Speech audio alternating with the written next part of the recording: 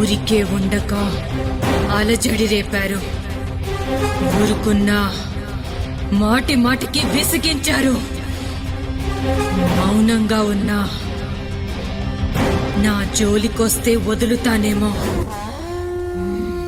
నా కూతురు వైపు కన్నెత్తి చూసినా కంఠం కొరికేస్తా. నీ కంఠంలోని తడి ఆరకముందే నిన్ను కైలాసానికి పంపిస్తా. అసలు నువ్వెవరు?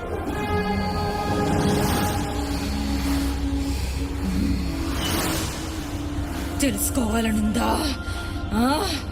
తెలుసుకోవాలనుందా? నా పేరు అమురా.